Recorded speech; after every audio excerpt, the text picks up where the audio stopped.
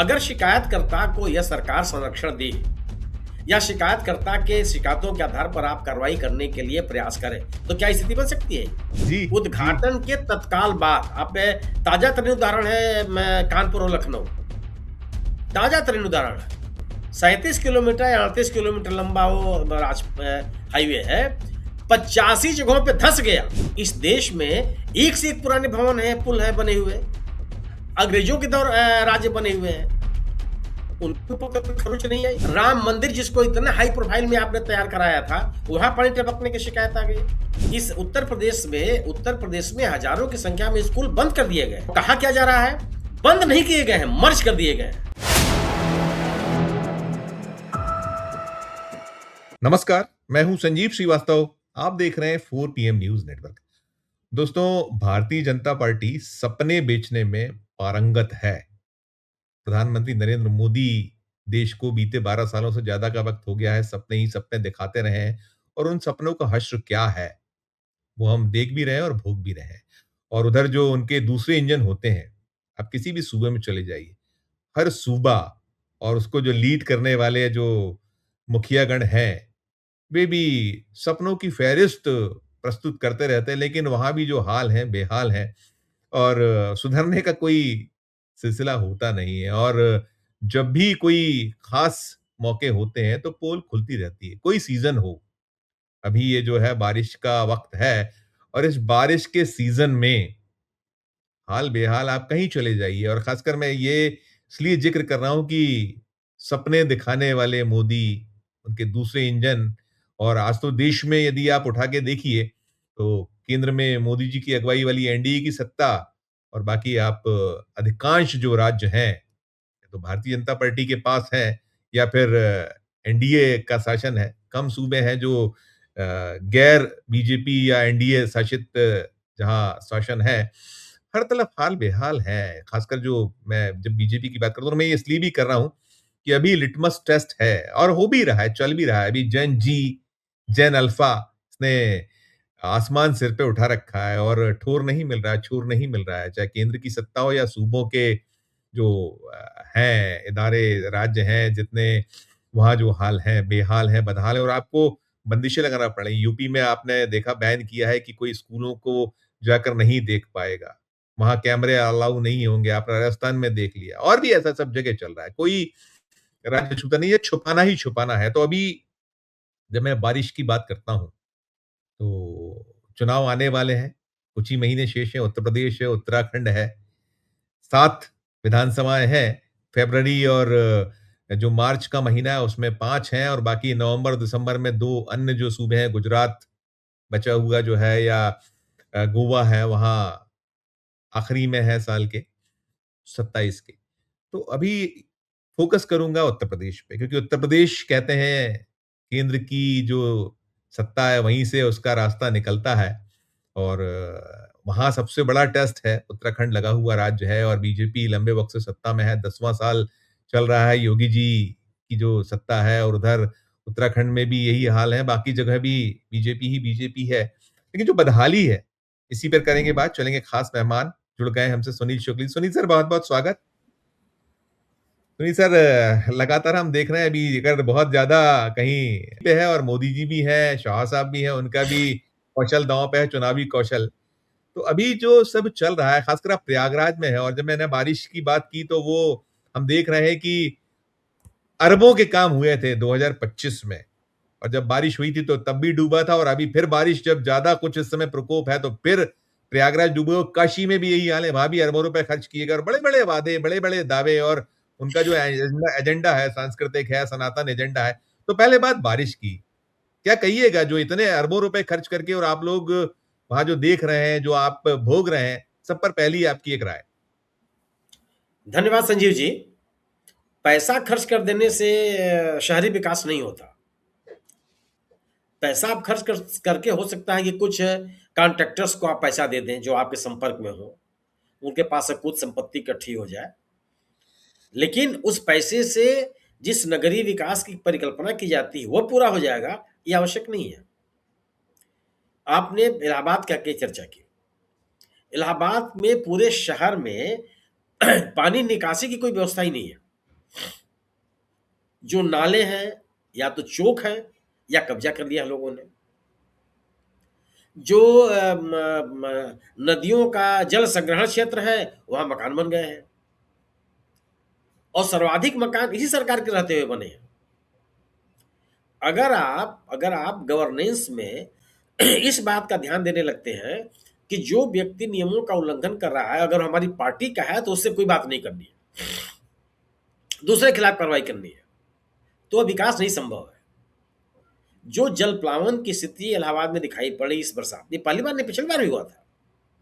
जब जब पानी बरसा, आधे घंटे पानी बरस जाए शहर में, इलाके के इलाके डूब जाते हैं, लोगों के घरों में पानी घुस जाता है। फिर आपको रोकते हुए मैं एक टेबल मैंने तैयार किया है, मैं चाहूंगा दर्शकों को वो जरूर दिखाया जाए। मैं दिखाता हूं, देखिएगा दर्शकों, ये देखिए दर्शकों, ये है कि योगी सरकार के जो दावे जो धराशायी है, शर्मनाक हालात है, वही जो बेहतर जल निकासी, सड़क और फ्लाईओवर, 200 सड़कें, 14 फ्लाईओवर, 9 अंडरपास, 12 कॉरिडोर, फिर स्थायी घाट, गंगा यमुना तट पर पक्के और सुंदर घाटों का निर्माण, रिवर फ्रंट सड़कें, नदी किनारे रिवर फ्रंट रोड निर्माण, शहर सीवेज नालों का ट्रीटमेंट, पेयजल, बिजली, मंदिर, कॉरिडोर, साफ सफाई, ठोस कचरा प्रबंधन, मेला क्षेत्र में बेहतर आगमन, ये सब पुराना सब था और धराशायी धराशायी धराशायी सब कुछ लगभग धराशायी है। ये बिल्कुल स्पष्ट तौर जी पर जी, नजर आ आंकड़ों रहा से है।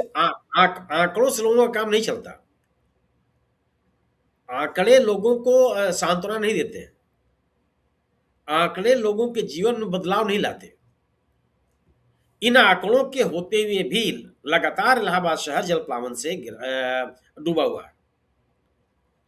इस समय पता चल रहा है कि कई नाले हैं उसमें लोगों ने कब्जा कर रखा है, उनका अस्तित्व ही गायब हो गया और इस सरकार को, यहाँ के प्रशासन को कोई जानकारी नहीं है।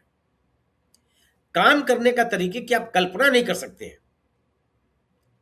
इन्होंने एक नाले को सीमेंटेड करने का एक अभियान शुरू किया। वह उस नाले का पानी कहां जाएगा यही तय नहीं है। आप सीमेंटेड कर देने से वो पानी का बहाव हो जाएगा। उसके बाद उस पानी उस नाले को जब आप सीमेंटेड कर रहे थे तो ढेर सारे लोग जो नाले के उस पार बसे हुए लोग हैं वो अपने घरों में आने जाने के लिए उन्होंने स्लैब डाल रखा था उस नाले के ऊपर।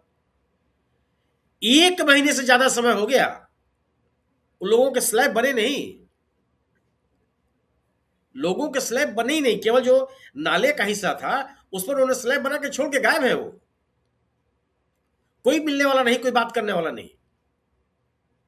न जेई मिल रहा है, न एग्जीक्यूटिव इंजीनियर मिल रहा है, न ठेकेदार मिल रहा, कोई नहीं मिल रहा।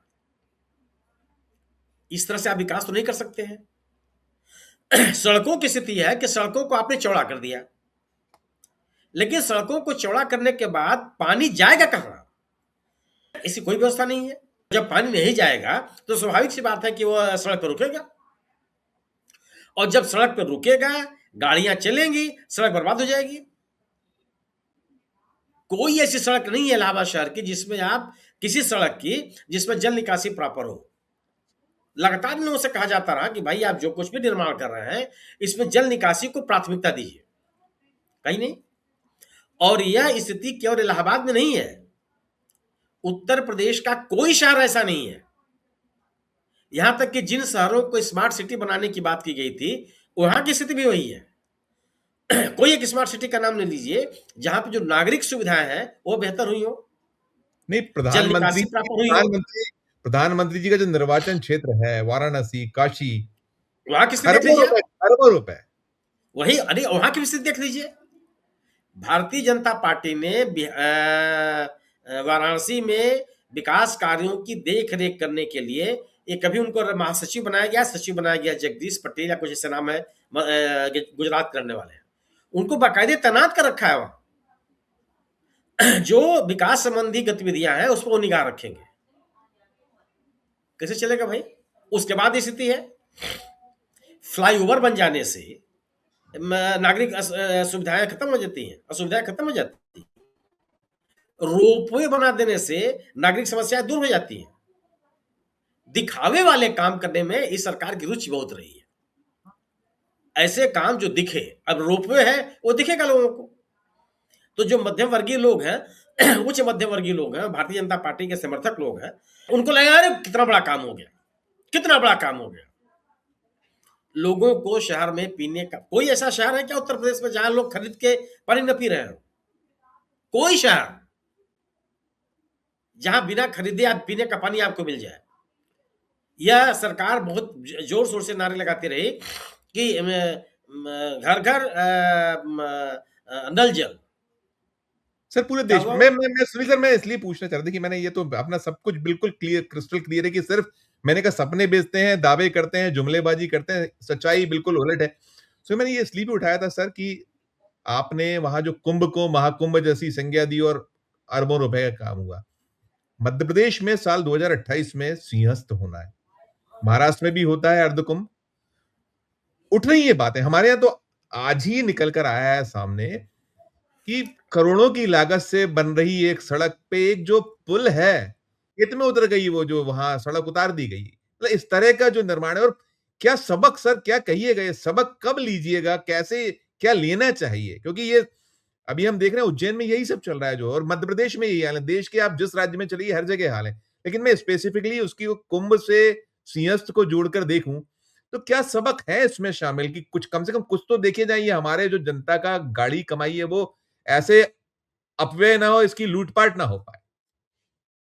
यह सरकार की चिंता बिल्कुल नहीं है। यह बिल्कुल ये नहीं सोचते हैं कि जो धन खर्च हो रहा है वह कितना उसका रिटर्न जनता के हित में आ रहा है। अगर आप बनारस में रोपवे बना देते हैं तो उसको शहर के जीवन में कितना गुणात्मक परिवर्तन आएगा। अगर उस शहर की जल निकासी बेहतर हो जाती है उससे कितना परिवर्तन आएगा। वाराणसी जिले में जो स्कूल हैं उनकी स्थिति बेहतर हो जाए उससे कितना परिवर्तन आएगा।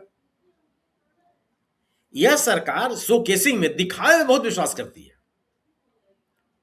ऐसी चीज जो जो दिखे लोगों को और इनके परसेप्शन को मजबूत करे। ये जो अभी आपने आंकड़े पढ़े, इतने कॉरिडोर, इतने फ्लाईओवर, इतने वो, इन्होंने, रेलवेज ने, आप कहीं किसी अपने शहर में जाकर आप देख लीजिएगा, अंडरपास बनाए हैं, आपको याद होगा। जी हाँ। अंडरपास की स्थिति यह है कि कोई बरसात नहीं होती जिससे पानी न भर जाता हो और लोगों का आवागमन रुक न जाता हो, कोई देश भी। भर देश भर में यही है ना, देश भर में यही है, देश देश भर भर में में। है, कोई चर्चा करने वाला नहीं है, सर क्या कोई ये जो चर्चा करने चौबीस वाला। चौबीस चौबीस जो हुआ, वहां से निकला कि आपने जो दावा था कि हम इतने में से इतनी सीटें, और आप टिक गए कहाँ आके, उत्तर प्रदेश ने सबसे बड़ा दंड दिया देश की जो सत्ता है उसको, बीजेपी को। और साथ में जो प्रधानमंत्री जी के क्षेत्र में जिस तरीके की लीड का अंतर हुआ, कम हुआ, तो इनसे सबक अभी किसको हम देखें? देखिए आपके यहाँ चुनाव की तैयारियां शुरू हो गई कि गणेश कुमार जी पहुंचे हुए थे, और अब कुछ ही महीने शेष हैं, मार्च के पहले नई सरकार का बनना है, गठन होना है, जो कार्यकाल है। तो इस संदर्भ में, और अभी तो योगी जी तो वही है कि हम जो है वो, क्या उनका मैं दावे देख रहा था, एक दावा मैंने देखा कि साहब यूपी जापान का सेकंड इंडस्ट्रियल होम होगा, 6 महीने में 1 लाख नौकरियां। जी जैन अल्फा सड़कों पर है आपके यहाँ, अभी सब कुछ है। क्या कहिएगा इन संदर्भों में, अब कितना कठिन जटिल है सारा कुछ डगर जो है? वो अभी से शो केसिंग है। इसी जापान के साथ मिल करके जो मुंबई से अहमदाबाद तक का बुलेट ट्रेन चलने वाली थी। आप याद कीजिए कि जापान के पूर्व मंत्री का बयान क्या आया था कि भारत सरकार के कारण, उनकी कार्यशैली के कारण वो प्रोजेक्ट लागू करने में देरी हुई। वहां के मंत्री ने बयान दिया, पूर्व मंत्री है, ठीक है, आज के वर्तमान सरकार के मंत्री नहीं है, लेकिन वहां के राजनेता है, पूर्ववर्ती सरकार में मंत्री रहे, उन्होंने बयान दिया। जापान के लोग अगर आपके राज्य में आएंगे, ठीक है, निवेश करें, स्वागत किया जाना चाहिए। लेकिन अगर आपके आपके राज्य में सांप्रदायिक संघर्ष है, आपके राज्य में लॉ एंड ऑर्डर के नाम पर केवल एक समूह विशेष के प्रति आप कार्रवाई करते हुए दिखाई पड़ते हैं, भ्रष्टाचार को लेकर के आपका कोई नैरेटिव नहीं है। इस सरकार ने, मोदी जी, योगी जी की सरकार ने अपने इस 2 टर्म के कार्यकाल में कितने भ्रष्टाचारियों के खिलाफ उन्होंने कार्रवाई की। अभी पिछले दिनों यूपी इन्वेस्टमेंट का एक सीईओ था, उसके ऊपर करोड़ रुपए के गबन के आरोप लगे थे, वह बरी हो गया। शिकायतकर्ता ने ही अपनी शिकायत वापस ले ली। यही ये आप कल्पना कर सकते हैं क्या? अगर शिकायतकर्ता को यह सरकार संरक्षण दे या शिकायतकर्ता के शिकायतों के आधार पर आप कार्रवाई करने के लिए प्रयास करें, तो क्या स्थिति बन सकती है? नहीं, वो तो कहते हैं ना जो खाऊंगा ना खाने, ना खाऊंगा ना खाने दूंगा, भ्रष्टाचार मामलों में जीरो टॉलरेंस। ये कैसा टॉलरेंस? ये कैसा ना खाऊंगा ना खाने दूंगा? भाई आप नहीं, बाकायदे आप खाते हुए दिख रहे हैं। अगर अरबों रुपया खर्च करने के बाद उत्तर प्रदेश का कोई भी शहर जल निकासी में सक्षम नहीं है, तो पैसा गया कहां?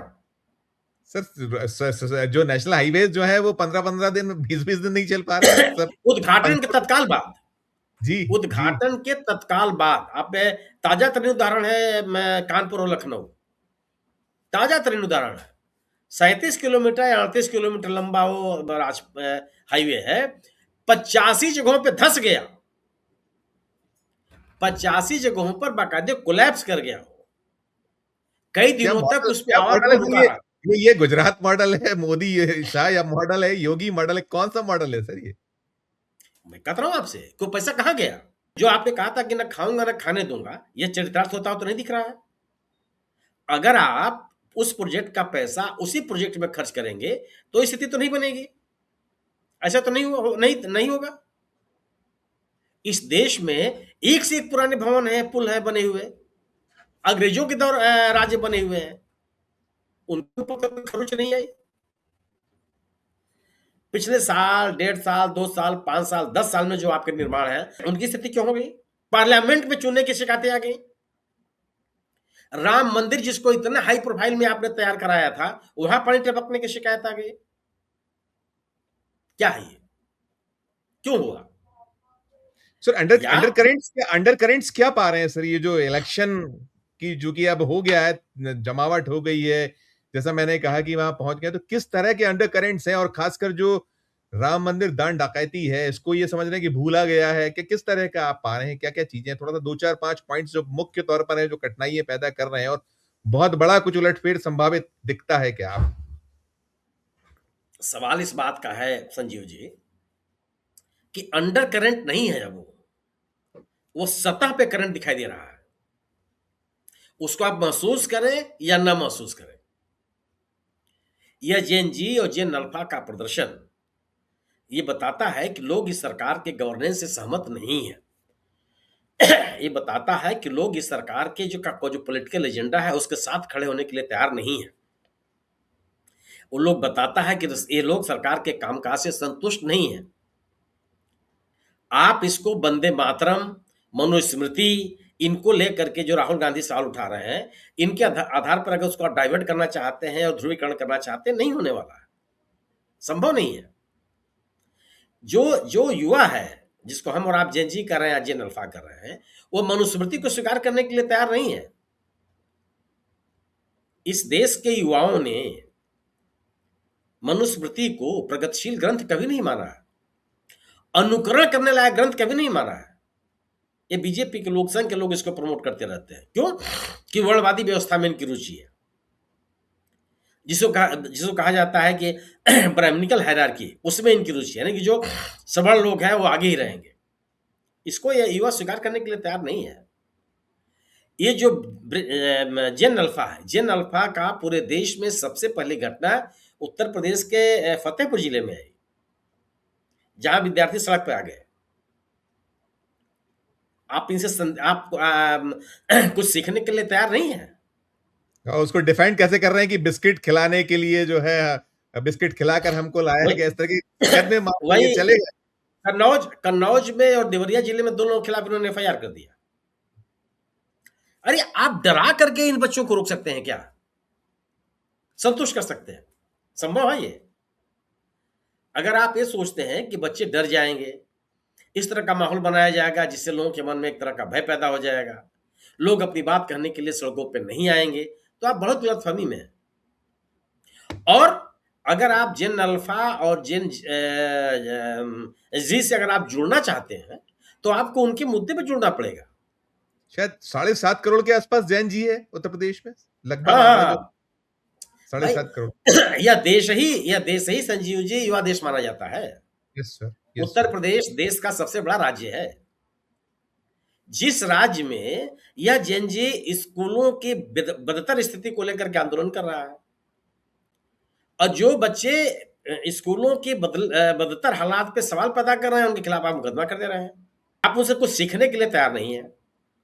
जब जब फतेहपुर की घटना सामने आई, अगर सरकार चाहती तो तत्काल पूरे प्रदेश में सर्वे करा देती, पूरे प्रदेश में, कि किन विद्यालयों की स्थिति बदतर है। लेकिन तो उन्होंने तो शिक्षा रोक इस लगा दी, सरकार की प्राथमिकताओं में नहीं है। उन्होंने रोक लगा दी कि आप कैमरे लेके नहीं जाएंगे। ये ऑर्डर इशू हो गए, कैमरे लेके घुस नहीं सकते आप, इस तरह के ऑर्डर इशू हैं आपके यहाँ। इसकी वजह है संजीव जी कि इस सरकार में शिक्षा प्राथमिकताओं में नहीं है। इस उत्तर प्रदेश में हजारों की संख्या में स्कूल बंद कर दिए गए। कहा क्या जा रहा है? बंद नहीं किए गए हैं, मर्ज कर दिए गए हैं। भाई मर्जी में बंद नहीं होता है क्या? किसको आप शब्दावली बता रहे हो? एक लड़के को अपने गांव का स्कूल जहां पढ़ने के लिए जाता था, उसको किसी गांव दूसरे गांव में मर्ज कर दिया गया। अब उसको दूसरे गांव में 5 किलोमीटर, 7 किलोमीटर, 10 किलोमीटर जाना पड़ेगा। तो स्कूल को बंद करना नहीं है। इस देश के शिक्षा राज्य मंत्री ने सदन के अंदर यह स्वीकार किया कि 1 लाख से अधिक ऐसे विद्यालय हैं जहां एकल शिक्षक है, एक शिक्षक पढ़ा रहा है।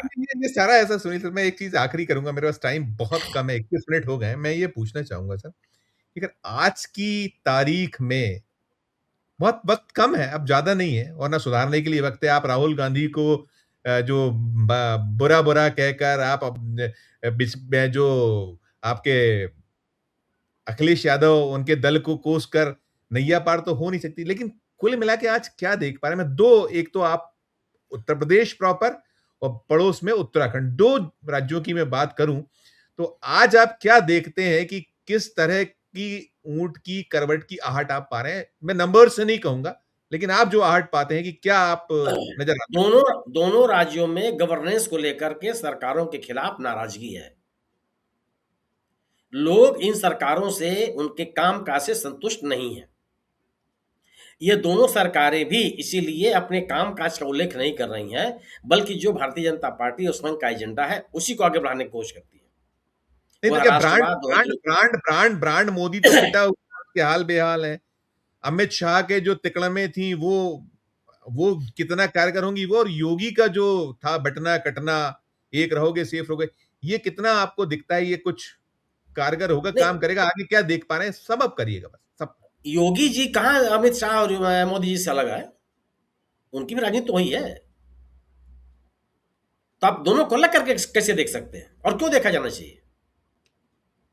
आप सरकार में हैं, हुकूमत में हैं, और अगर स्कूलों की स्थिति बदतर है, शहरों का नगरीय विकास आलोचना का विषय है, भ्रष्टाचार चरम पे है, नेशनल हाईवे जो बन रहे हैं उसमें सरेआम भ्रष्टाचार दिखाई पड़ रहा है, तो सवाल आपके ऊपर नहीं पैदा हुआ क्या? आप इसको कैसे ढक लेंगे? कुल मिला के गई भैंस पानी में दिख रहा है, ऐसा आप कह सकते हैं, कह बिल्कुल, सकते आप भैंस को संभाल नहीं पाएंगे। हैं। यस। अगर आप भैंस को उसके खाने पीने का, चारे का इंतजाम नहीं करेंगे, उसको रखने का एक बेहतर इंतजाम नहीं करेंगे, तो भैंस आपको तोड़ा करके चली जाएगी, वो पानी में ही जाएगी। अगर आप अपने भैंस को अपने साथ रखना चाहते हैं, तो उस भैंस के खान पान का इंतजाम करना पड़ेगा, अब तो वक्त निकल गया उसको रोग मुक्त रखने का इंतजाम करना पड़ेगा, अभी उसके तो वक्त रहने निकल का गया। बेहतर इंतजाम करना पड़ेगा आपको। अगर आप नहीं करते हैं तो फिर आपके खूंटे में बधी नहीं रहेगी, संभव नहीं है। बहुत कुछ है, मैं यही जो आपका उसमें टटोल रहा था उसमें निकल आया। शुक्रिया सर, बहुत धन्यवाद, आभार। दोस्तों आप सुन रहे थे, हम था वही ले रहे थे। देखिए अब निकट है, बहुत दूर नहीं है, देर नहीं है। जैसा मैंने जहां से शुरू किया था कि मार्च जो है इसकी डेडलाइन है, उत्तर प्रदेश और बाकी भी कई राज्य हैं, लेकिन जो खासकर जहां से सत्ता का गलियारा रास्ता माना जाता है, हम कहते हैं ना चावल की हांडी का एक दाना, वो एक दाना है, उसकी जो हाल नजर आ रहे हैं, और जो सुनील जी ने आखिरी में कहा कि वो तो भैंस तो पानी में जाती ही नजर आ रही है, वो खूंटे से बंधी रहेगी, इसकी संभावनाएं नगण्य हैं, ऐसा निकलकर उनकी बातचीत से आ रहा है। इस चर्चा में इतना ही। आपकी अपनी जो राय हो, आपकी अपनी जो टिप्पणी हो, ज़रूर हमारे इस वीडियो के कमेंट बॉक्स में जाकर राय प्रकट कीजिएगा, टिप्पणी कीजिएगा। और अच्छी लगी हो हमारी ये चर्चा तो चैनल को लाइक कीजिए, सब्सक्राइब कीजिए। ज्वाइन का बटन दबाइए तो हमारी हौसला अफ़ज़ाई होगी। प्यार और उससे बनाकर देखते रहिए 4 पीएम न्यूज़ नेटवर्क। धन्यवाद। नमस्कार।